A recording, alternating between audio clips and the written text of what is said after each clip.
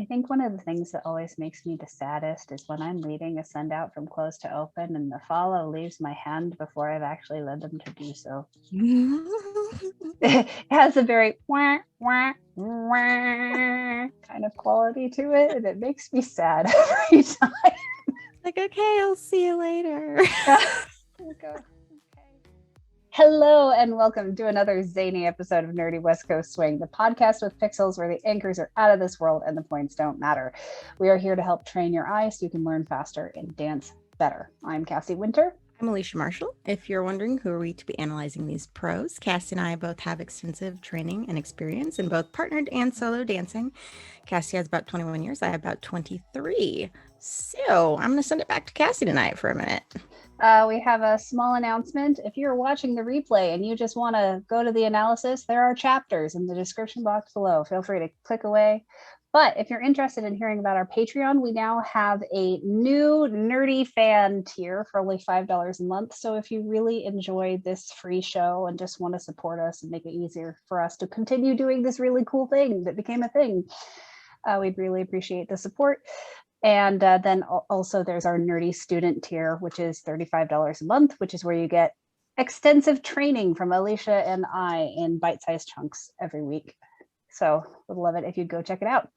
Otherwise, this week we are talking about one of Alicia's favorite videos. So I'm going to throw it back to her. We are. So we are watching Thomas Carter and Jen DeLuca from Desert City in, was it 2018, I think? What is time? I think it's 2018. But I really enjoyed this dance for a few different reasons. But I think the main thing is I feel like it's a really approachable dance for, like newer dancers, lower level dancers. It's great to watch champs do like really cool things all the time. But I think that this particular dance is fantastic, but it's also something that, as lower levels, it's not something so complicated to look at and, think about, oh, well, I could never do that myself. So I like this dance, and I think Cassie's going to drop it in the chat. Yes. Link is in the chat. Go ahead and give it a watch. And when you're done, we'll get to analyzing. Watching that dance just like has the same vibe as sipping a really good mug of hot chocolate on a cold day in front of a fireplace. It's just like, yeah, that's the stuff. Really relaxing and really good. Mm-hmm. Yeah, it is. So as always, at any point tonight, if anyone has questions, feel free to unmute yourself and ask or type them in the chat. Otherwise, to the screen share. I always really love watching like pro spotlights from the competitors' point of view. Mm-hmm. It's always a really interesting change of perspective because like something we talked about in our comparing first places episode a few weeks ago was how so much of a spotlight is catering to the audience side. Yeah.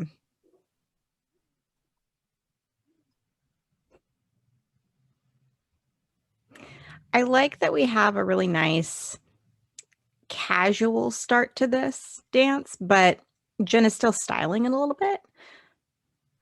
But it's not anything so overwhelmingly styled. Mm-hmm. Yeah, it's really chill and relaxed. Mm-hmm. And you can tell the focus is still them like getting on the same page as each other. Mm-hmm.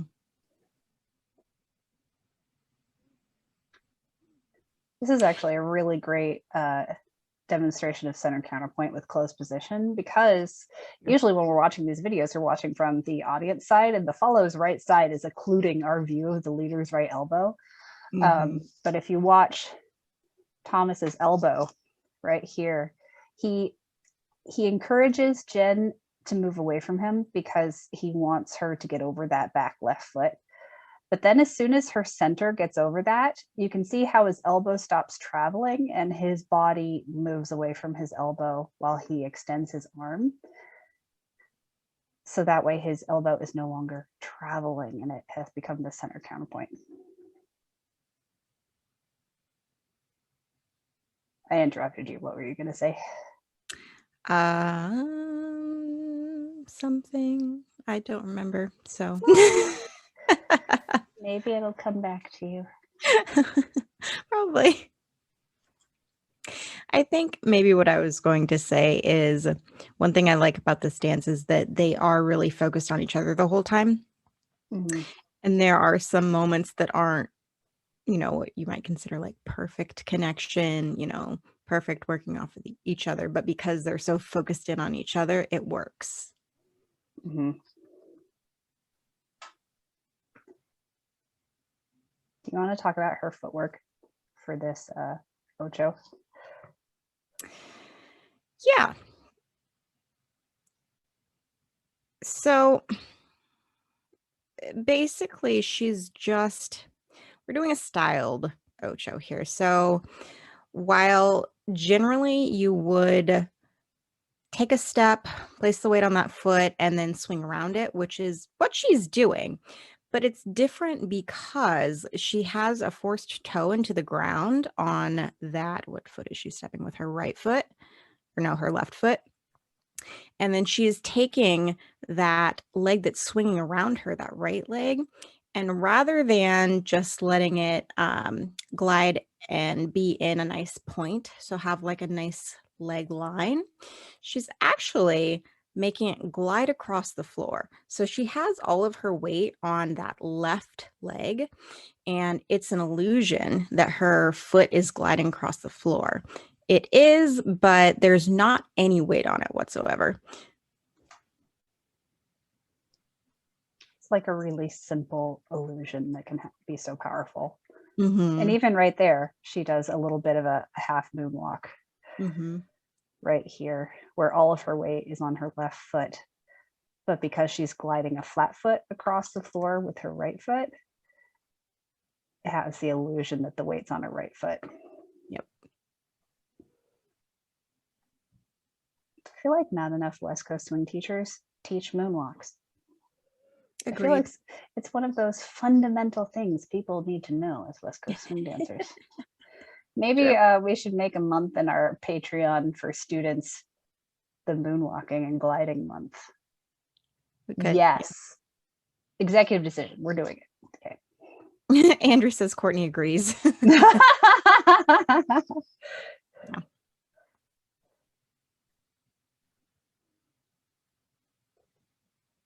I want to highlight the way Thomas is doing an excellent job of tethering the connection through here. So while he is rotating to his right ever so slightly, his left shoulder is still trending that way. So that way he can counterbalance Jen.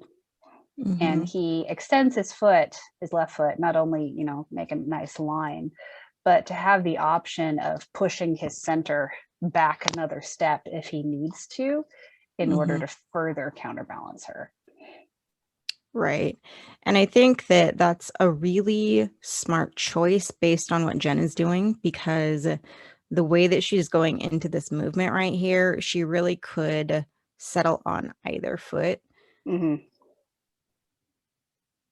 And depending on which foot she ends up keeping her weight on or placing her weight on, he would probably change a little bit what he was choosing to do, because it would adjust the connection a little bit. Yeah, delayed weight transfers really are a leader's best friend. And I feel like they get talked a lot about for follows, particularly for your counts 1 and 2. However, I feel like they're not talked about enough for leaders, because what a delayed weight transfer allows you to do is have this almost infinite variability of where your center is positionally in relationship to your follow. So like, because his foot is here and his foot is here, he can have his center anywhere within this range pretty quickly. Yep. In order to accommodate Jen. Whereas if he had kept this foot closer to this foot, he wouldn't have that variability to utilize at a moment's notice. Yeah, I want to add to that his knees are soft. They're not straight. He's not like straight into a leg, which is what we talked about previously looking at Jordan Cleese's bent knees concept. So because he has those soft knees, it makes it really easy for him to move himself wherever he needs to be at any given moment. Right, because he can press through either Mm. of his legs to help move Yeah. him in one direction. Whereas if, like, for example, if his front leg were straight, the only way he'd be able to push himself off is by lifting his toe and rocking back off of his heel in order to move backwards, which is technically like a thing you can do, but it's much more limited in your ability to control that kind of movement. Limited, and in this particular situation would probably take quite a bit longer. Yes.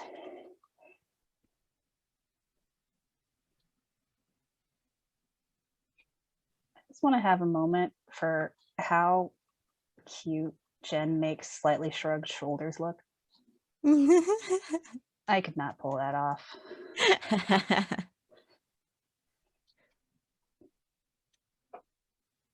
Something that's like, because she's doing it intentionally, it looks fine. It's one of those things that, like, if you're doing it unintentionally, it will probably look a little weird. It will look tense because that's probably why it's happening. But hers is definitely more intentional.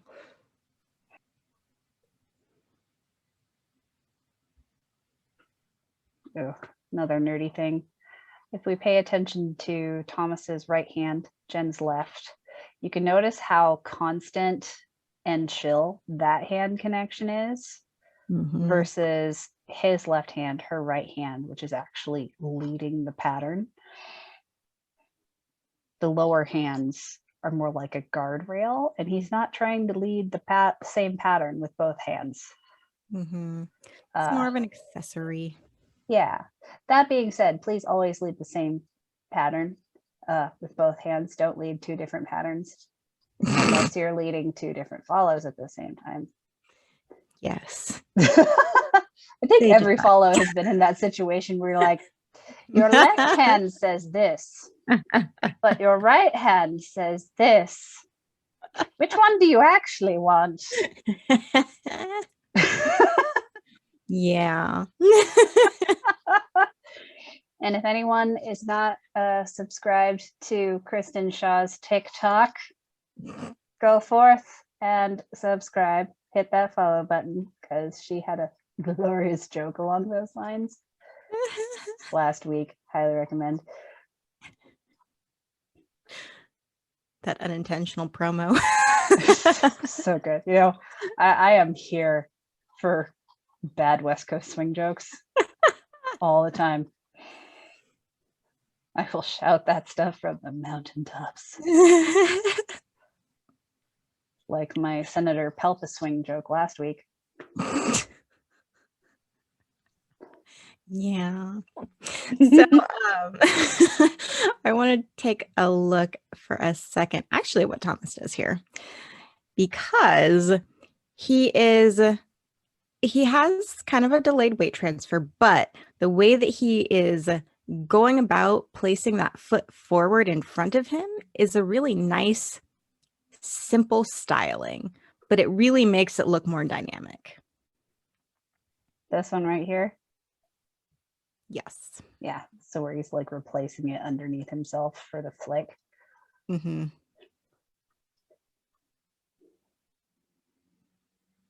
that's him taking advantage of that variability he has available to him because of the way he's positioned. And then the flick is a response, a callback, if you will, like previous episodes we discussed, of the styling that Jen did not too long before. And I also want to note that as he's moving towards her, his hand is staying in the same place for her. I was literally about to say the same thing. And the other thing he's doing is he is technically applying a little bit of a pull to the handhold. So basically the amount of tension I went way too far. Jeez Louise. Okay. The amount of tension in the handhold here is the same amount of tension here. And that's what his slight pull using his upper back muscles is allowing him to do. Because if he were to step forward and neutralize the connection or even transition into compression, it might encourage Jen to travel back away from him. Yep. But because he's maintaining the same amount of tension through the handhold, it allows him to lead her to actually stay in place.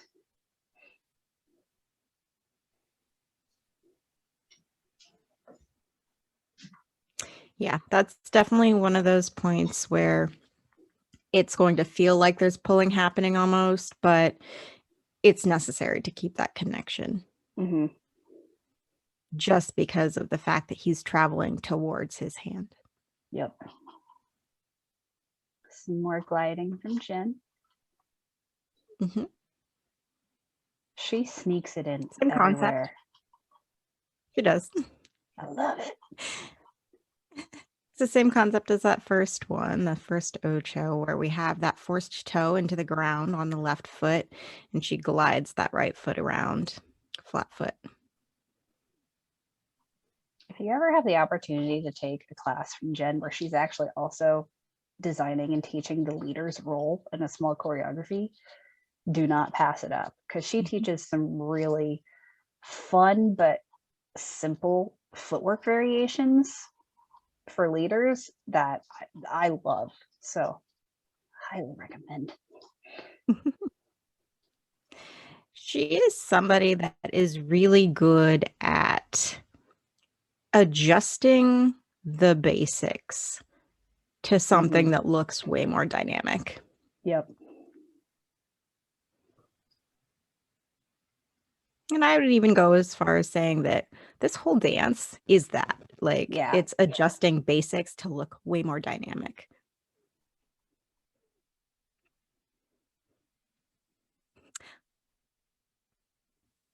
Love this moment here. So good. She comes around his arm and he's like, oh, what do I do? I think like really intense windmill arms are just always scary. Yeah. No matter how much you trust someone.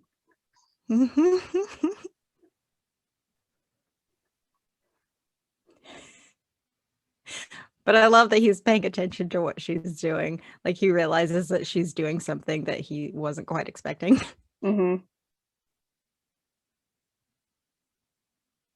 because he's ready to go in with that right hand. Because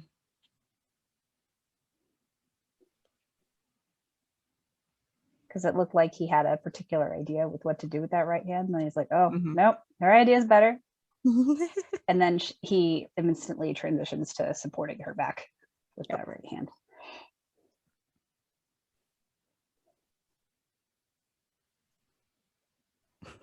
Yeah, he was like ready to take on her full weight if necessary.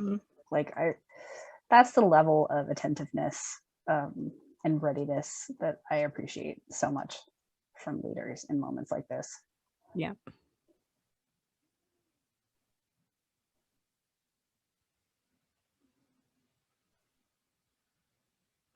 But on the other hand, I also really appreciate that Jen isn't expecting him to take on any of her weight. Right.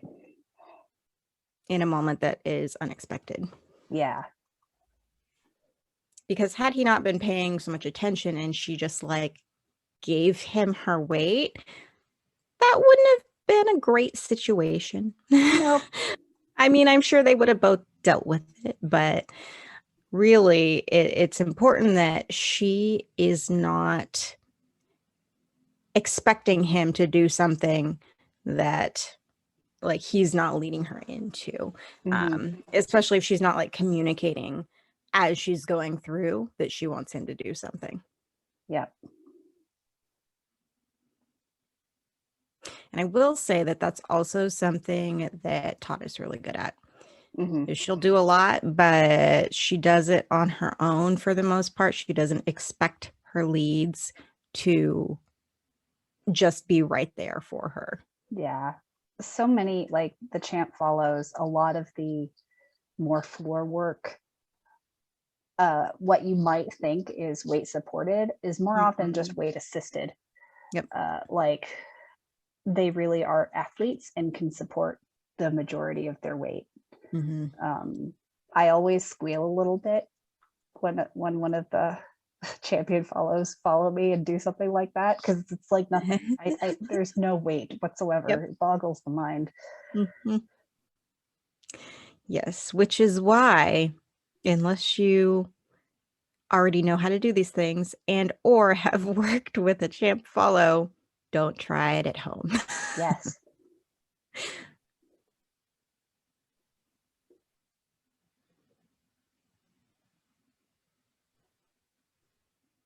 All right. I want to talk about the way Thomas preps the tension in this wrap right before the release.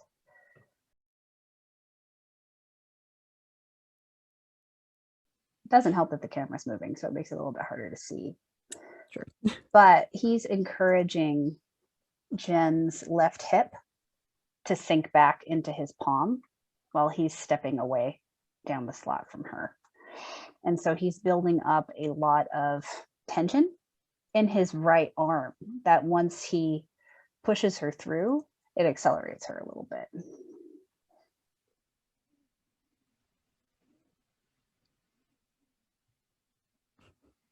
Such a great moment. I love that he leads her to do something, he follows through with something, and then just waits to see what she's going to do with it.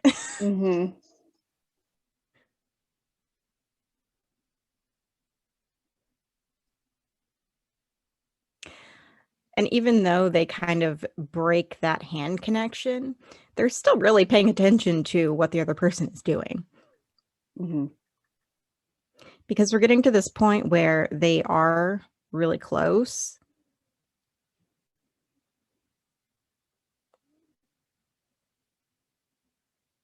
And just the way that they're both positioned, it would be hard to keep that connection the whole time. Yep.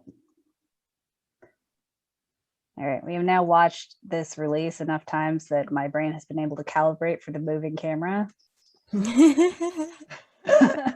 So it's actually Thomas's right shoulder. That's the center counterpoint, and you can see it through these frames.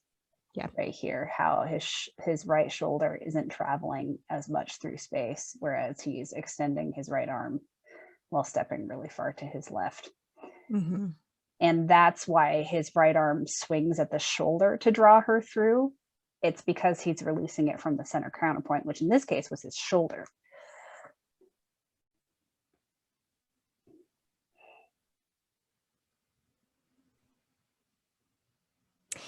and he's not asking her to do all of the work to create that tension, not stretch. Yeah, he's just encouraging her to counter him by not going anywhere. So you can see how much of a delayed weight transfer she's taking because of how he's encouraging her to really sink back into that connection. Yep.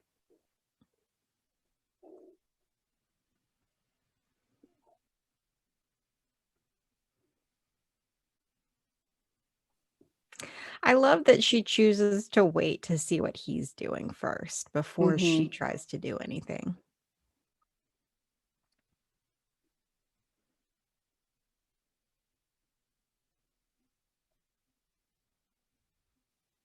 I also love that out of that send out, that really strong send out, we go back into a more basic pattern of sorts.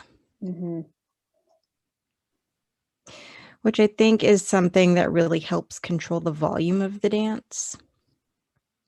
Yep. Because that was very musically appropriate at that moment, because there's like a very small buildup of energy right at that point, but then it kind of drops back down. So it's very musically appropriate that that's what they did with their movements as well. Mm-hmm.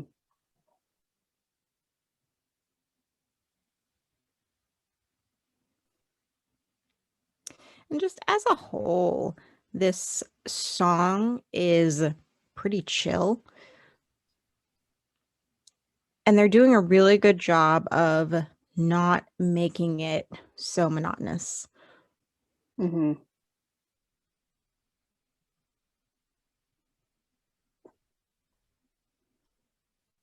And part of it is because they have moments kind of like this where they're breaking away from each other and taking a breath.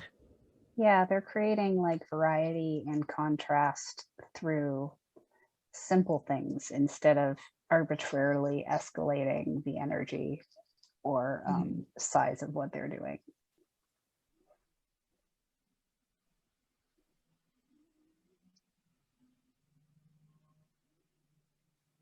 These are excellent broken wrist turns. Mm-hmm. You can see how Thomas is doing a really excellent job of clearly leading the turns with his, oh, I went back too far. Did I? Please hold. There we go. All right. So you can see how his right hand is really clearly orbiting around her head, whereas the left one is staying pretty stationary so they can reconnect really easily. I can't tell you how many times I've been led in broken wrist turns, but somehow both hands are orbiting, and I'm like,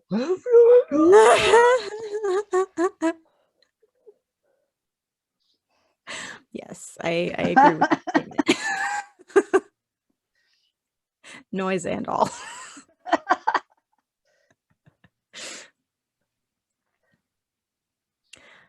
I love the moment where we're both facing the audience and doing something in sync with each other.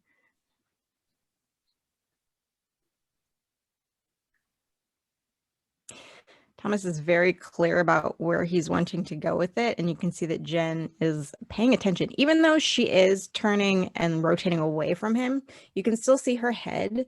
It stays a little bit more directed in his, to the left of her, until she sees, okay, this is where we're going with it.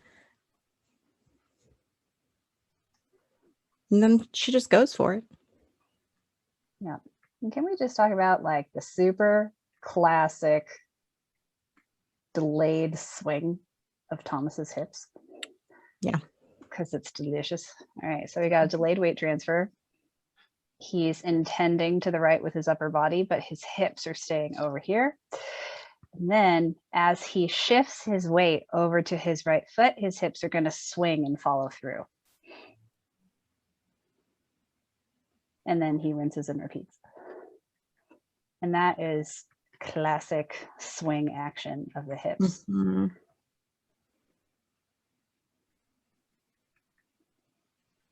So one does not need a curvy figure to create hip swing. It's body mechanics. I feel like that hip swing in particular was something that I didn't get explained to me particularly early in my West Coast swing training. And I feel like it should have been. Yeah, I feel like the only reason I understood it is I came from Lindy Hop and East Coast swing when I started my West Coast swing. And that's especially when you're first learning like East Coast swing basics, this swing is like an integral part of the basic because triples are from side to side in East Coast swing. And so I only had that in my body because I had learned it from one of the original swing dances. Mm-hmm.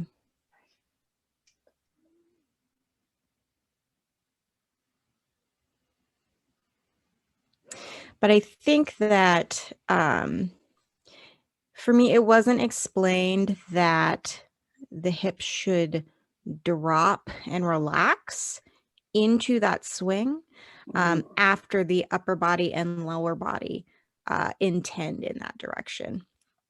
Yeah. It was more explained in the way that like you'd need to have your hips on left side to right side if you're, moving towards the right.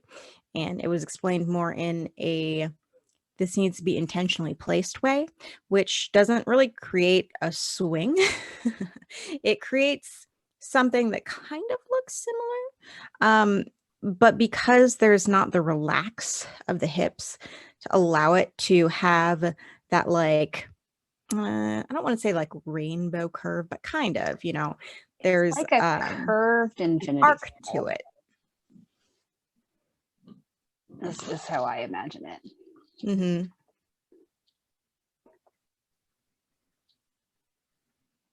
And it's like really clear when you watch Thomas how once his weight fully commits to his right side, he has to like prep his upper body to then move to the left. And as he's doing that, his hip continues swinging to his right. Yeah. And that's actually what releases the left foot. Mm-hmm. Yeah, it wasn't until I started working with Parker and Melissa that this was a concept that was more clearly explained to me. Yeah. And what makes it more complicated? Oh, sorry. Sorry. And I was just going to say that was in a more like one-on-one format. It wasn't in a group setting. Right. What was I going to say? I don't know. Oh, yeah. And what makes it more complicated in West Coast swing is we're not simply going side to side. Mm-hmm. Often we are going corner to corner. So if we're looking at bird's eye view, side to side. But in our anchors, like for a follows anchor, it's corner to corner. For a leader's anchor, it's corner to corner. And that extra dimension can make the hip swing feel harder. Yeah. But usually you're just overthinking it. Yeah. Is my opinion. Generally, I would say so. Yeah. I should point out that Jen is not doing the same thing, but she's not doing it incorrectly. She's just styling it in a different way. Yeah. We just wanted to highlight Thomas's delicious swing content. Yes. I'm sorry. Yeah, Jen is doing the same like side to side movement that he is, but she's choosing to pop the hip forward. Mm-hmm. So we're settling over to the right side and she's popping the hip up to the left. Yeah. And that's like a standard like hip hop styling, right? Yeah. Yeah.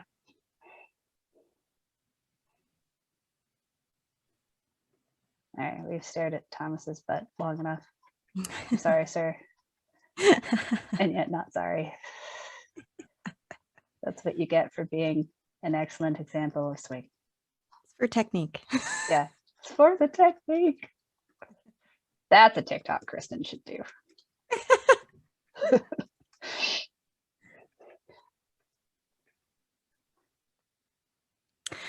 I also love the choice here. So we had that back and forth moment over to the right side of the floor. And now, because they were in place for, a good 8 count or so, now we're progressing it to the left side of the floor. So we have a moment where we're stagnant, but then immediately afterwards, we're now progressing again. And that's something that's important to make it dynamic. Mm-hmm.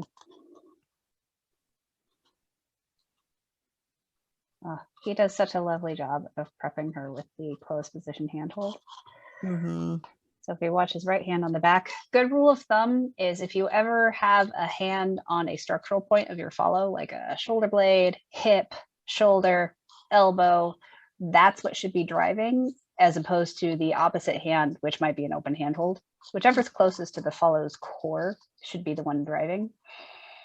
And you can see how he really brings her left side forward and through. So right here, his wrist is kind of bent more like a 90-degree angle. And then he flattens out his wrist right here to help shape her. Mm-hmm. Yeah, and on her end of things, she does a really nice job of allowing herself to be shaped into that position. Mm-hmm. And she really releases that rib cage forward as he is shifting that left side of her body. Yeah. At the same time, not being afraid of the compression that happens right here while she's doing that. So there's extra compression sandwiching Thomas's hand and wrist right here. And that's important because it's that connection that then gets released. Yeah. Yeah. So it's the way that she is releasing the chest forward. It's at almost an angle so that that left side is still staying in his hand really well. Mm-hmm. I think one of the things that always makes me the saddest is when I'm leading a send out from close to open and the follow leaves my hand before I've actually led them to do so. It has a very wah, wah, wah kind of quality to it, and it makes me sad every time. Like, okay, I'll see you later. Okay.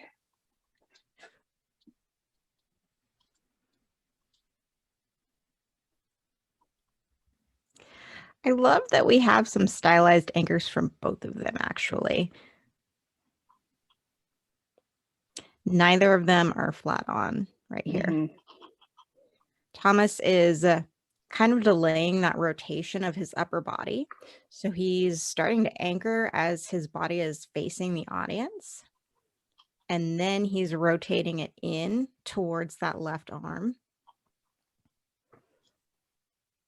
as he's moving diagonally forward towards the audience. Mm-hmm. And then Jen is really taking the opportunity to work both sides. So she's really starting this anchor out facing all of the chants in the back. And then she ends it really rotated towards the audience. Mm-hmm. And I love how much she rotates towards the audience. Mm-hmm. Yeah. So interesting because like I feel like we're always taught to like square up to your partner. Yeah. Face your partner.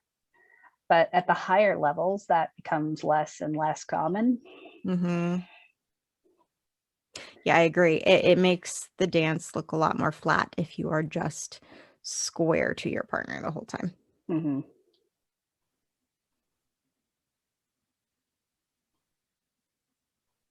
Unless you've got Marianne Nunez level footwork. That's true. Yeah. Because Marianne like has a much more classic OG swing to her dancing, and she does tend to stay squared off. But she's got delicious footwork to mesmerize us. So it doesn't really matter. It's true.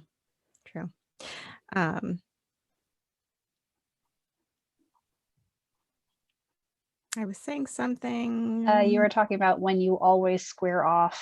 Yes. Yeah. You cut off the natural flow of your movement. And that's something that is really key in West Coast swing is that movement should really be relaxed.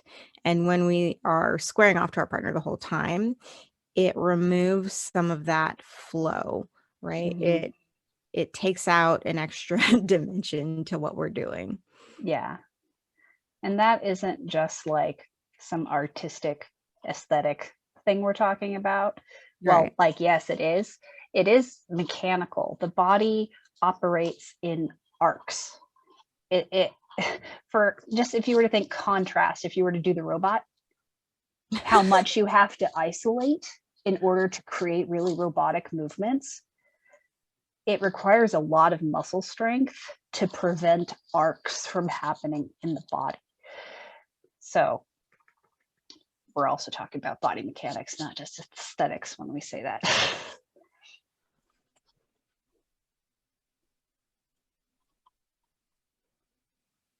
I wasn't expecting us to get quite this nerdy tonight, but I'm okay with it. Yeah, I feel like whenever we expect to not, we do anyways. Right. I love this styling of Jen's and how much Thomas is supporting her with compression in their one hand hold.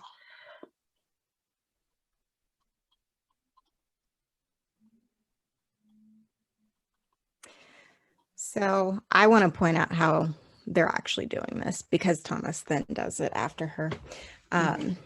So we have the left foot for both of them planted into the ground. However, that leg is bent, so it's allowing some movement, and they're using that in order to rock back and forth from heel to toe as they move that foot side to side. So if you see, like at the very start here, when Jen goes into it initially, she's pretty flat on her foot, so it's pretty spread out. However, pretty immediately that weight goes to the back of the heel, so the toe releases and swivels forward, and then it reverses to the toe, the heel swivels, vice versa, reverse, and we're continuing that whole movement. So we are not only moving the toe and the heel side to side, but there's also a weight transfer from the front of the foot to the back of the foot. Yep. And I'm trying to imagine doing this, but correct me if I'm wrong, because at least this is how my body would want to do it. There would be more emphasis on my abdominals pulling a hip up than like using my glutes to push up. Depends. I mean, there's multiple different ways that you can do it. I think that it looks to me like the way that they're both doing it, they're using the abdominal quite a bit. And then I think on the top of the movement, there's a little extra oomph with the thigh. Yeah. I just wanted to point that out because yes, some people might not realize how much abdominal is required. Yeah. For this movement.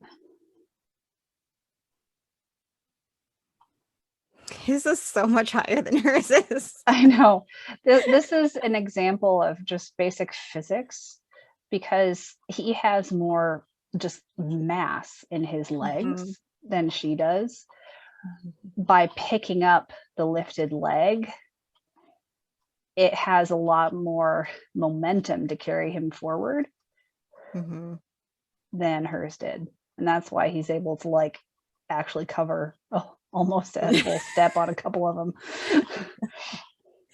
His knee is also getting up to shoulder level for her. Yeah. It's very casually. Yeah. Just, chilling out.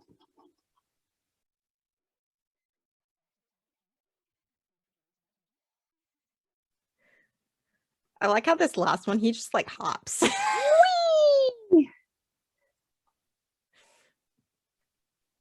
Like half a floorboard. Jeez.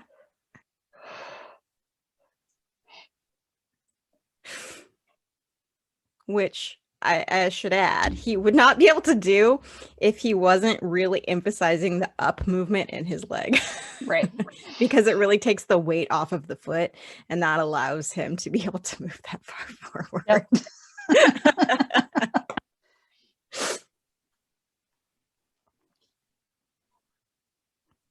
I just know if I did that, I would fall on my face. Way too far for me.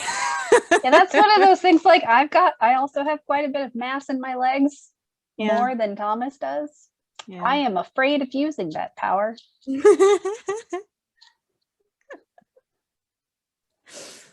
Anyways.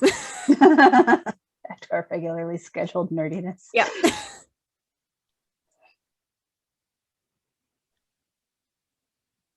Yeah, this is another one of those instances where like Jen has most of her weight here. Yep, she does. Because she's sitting like straight down onto her heels. Yeah, like literally all of it. Yeah.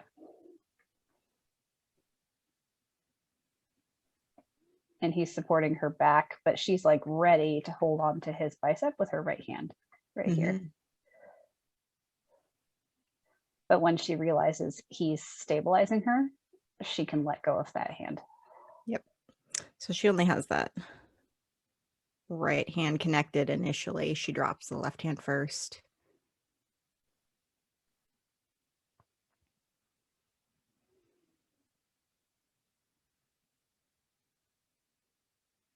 But because she's so balanced over her own heels, it's just really easy for her to not even concern herself about her balance. Mm-hmm. because he is both in front of and behind her very solidly. Yeah. So if we were over here looking that way, you would see that he's like creating this space for her in the middle. So he's like creating this whole 3-dimensional bridge area.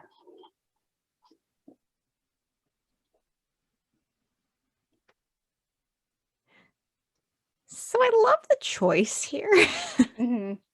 because he actually gets quite a ways away from her. And because she really doesn't continue with the amount of momentum that he gave her, she's staying back. So his hand is reaching her back, Mm-hmm. but barely. But she was intentionally stopping her movement in order to do that like stylized turn that she did. Mm-hmm. Yeah, it looks like he's almost half expecting her to do the spin, spin, hand on the chest Yeah. situation. And he's just leaving that arm out as a guardrail in case it's needed.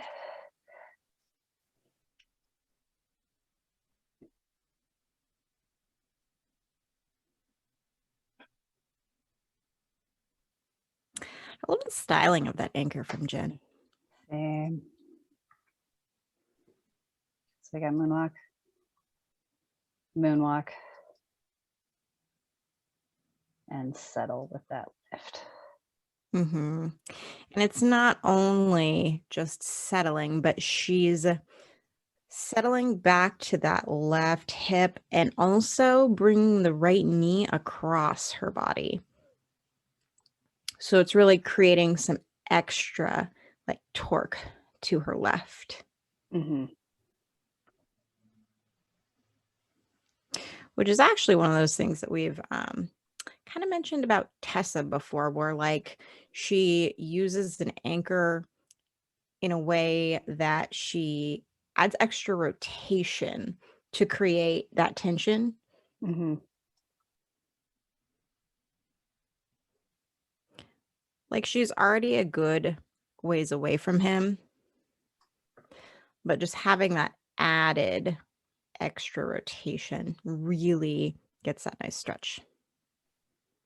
Yeah, because like it's really common for a follow to get to this point, which could become overextension really easily. Yeah. And they attempt to solve that by kind of bending over and just sending their hips away from their partner, but that just creates overextension. So rotation can help if you struggle with overextension.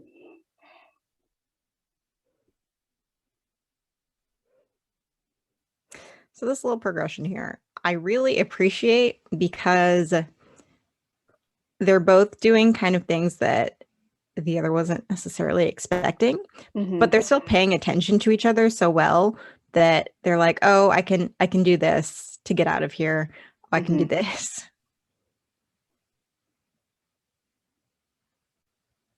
I also want to highlight real quick the way Jen anticipates this duck under by tipping her head in this direction first and then tucking her chin. Yeah. Not only does it help you get through that easier, but it looks really nice because then you get a full half circle arc instead of just a quarter of one. Yeah. So you're going shoulder to shoulder. Yeah. With your chin.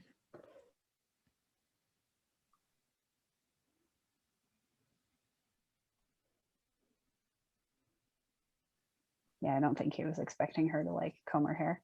No. It's like, I shall take this hand up. Nope, I won't. I'm here when you're ready. Okay, cool. But he's so ready to be connected over here. They're both being so attentive with each other. It's excellent. So then we get this moment where they're actually able to prep out of that, even though they're in like a super awkward handhold, arm hold. I know. Thing. Like, there, I shall have your bicep and I shall have your tricep and it shall work well. Her hand is like ever so slightly above his elbow. Yeah, you can tell he's actually leading with his elbow. No, yeah, he is. It's excellent.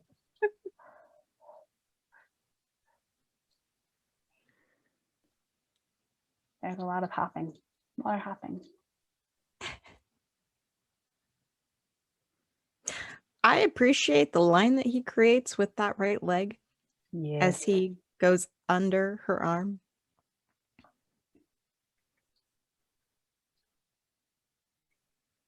So I joked about the hop, but because he gets taller for a split second, the duck under looks more intense.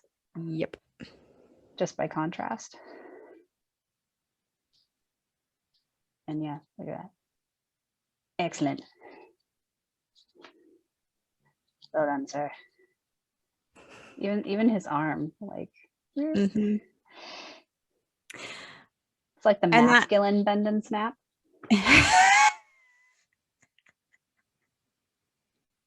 Am I wrong though? No. Can't unsee it. Sorry.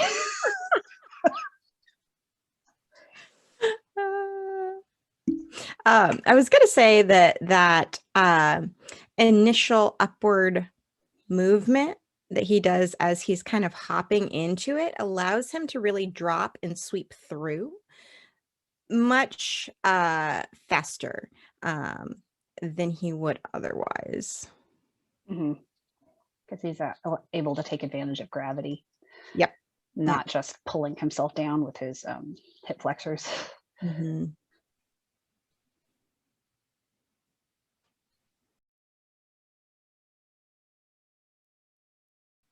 Well, we are now on the high seas. Mm-hmm. Slight motion sickness in the camera there. Okay. Whew. Rocking.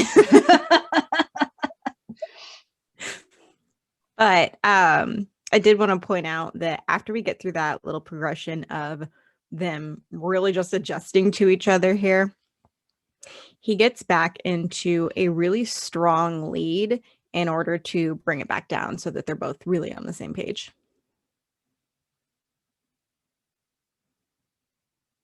With double compression. Mm-hmm. And he also is really clear as he's going into it with that step that he's taking towards her. Mm-hmm. So we have this connection here. And you can really see that he's making a really dramatic movement. Camera movement notwithstanding. Which is really clear to her. It's like, okay, we're dropping this back down to just a simple anchor.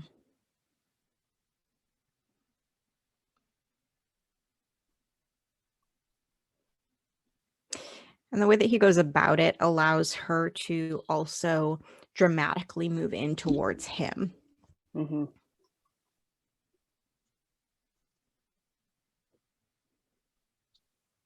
Is she actually on his foot? Yes, she is. Yeah. Never noticed that. But she's not. So this is the magic of having delayed weight transfers. If you feel something underneath you suddenly, you just no longer put weight there, and she's transferring her weight to her right foot and pops that heel immediately. And he moves his foot. It's like, oh yes. I love the dramatic hair flip. So good. Wonder whose elbow this is. Is that a Ben McHenry shirt? That's my bet.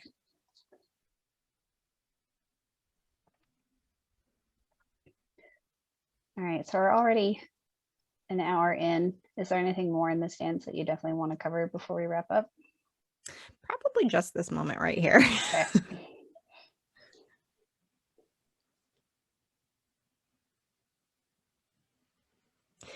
So we have this moment where they both really get to like the end of the slot. Like they are pretty far extended from each other.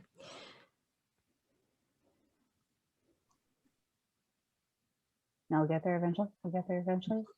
There we go. So just the way that they both end up moving away. We're pretty extended away from each other here. And so the settling is going to feel a little bit different. It's going to be more in the upper body rather than from the lower body, especially because with Jen, her lower body is continuing to move back away. Mm-hmm. And so it's kind of more of a moment where her upper body kind of catches her and brings her back forward. If that makes sense. Yep.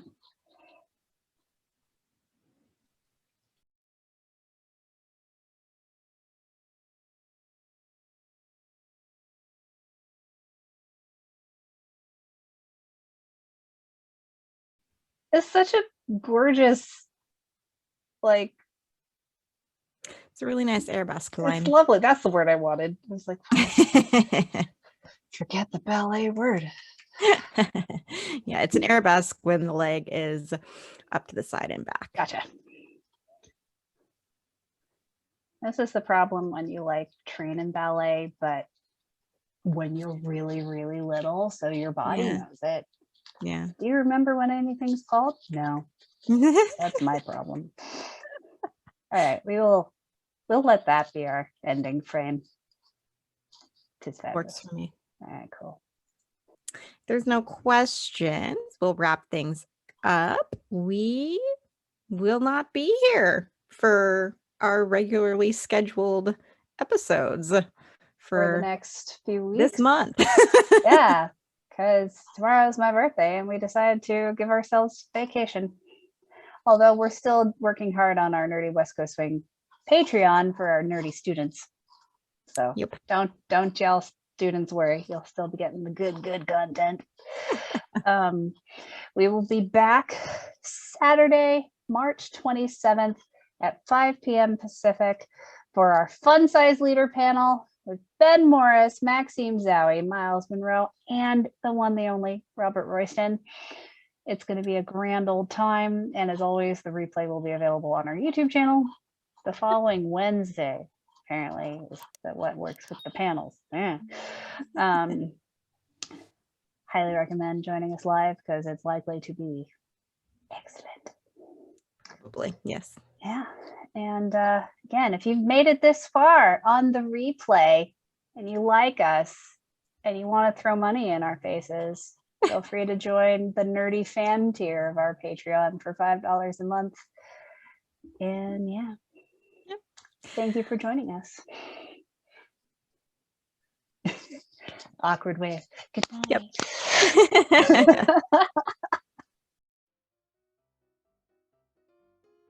We have turned into news anchors. We handled that so well. I know. That was a really aggressive car outside. I don't know if you could hear it. I did not. Okay, good, because aggressive. Oh, there it goes again. Hopefully it's leaving. Okay, I think it's gone. Hello? Okay. I was waiting because you froze. Oh, I froze. Excellent. Because I thought you had been cut off. Probably. Meh. I don't know. Okay, we'll try that again. Please hold while we return to the screen share. All right. Can you sense movement? Yeah. Okay, and I can hear you. Excellent. I once, in a local practice or something, dancers shall remain nameless. The only point is he's like, I don't know, average Westy dude height, so not too terribly tall, not too like Ben Morris height, I'd say.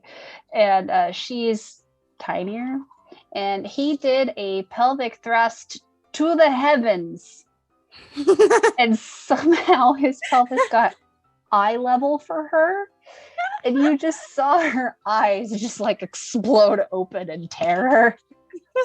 It's one of those few moments that's just like blazoned into my mind's eye and I can't unsee. It was like 10 years ago. But just something to be aware of when your heights are that drastically different. Don't traumatize your partner. It's like when I used to assist a local ballroom instructor, I'd help them with everything like ballroom, Latin, swing, all the things. But once they were teaching bachata, and they were much shorter than me, and they were so perky on the up part, like side together, side up, that, and because I follow so sensitively, my right knee wanted to go like up into their sternum. That's how aggressive the up part was. And I had to like chill it back down every single time. It's like, no, no. Anyways, that story's a lot funnier when I can teach it in person because I mime. Yeah. Anyways, I feel like there's a joke to be made about what I just drew. But it's not funny to me. How many licks does it take to get to the center of a West Coast swing joke? No, I don't know. I should be fired. No, because then I would have to do this on my own. Job security, Westy tenure. Yes. Any questions, comments, concerns? Bad jokes. We haven't had a bad joke in a really long time. That's true. So I think you filled in for some of that. Yeah, that's all I do. Apparently, I am an essential employee here at Nerdy West Coast Swing. So,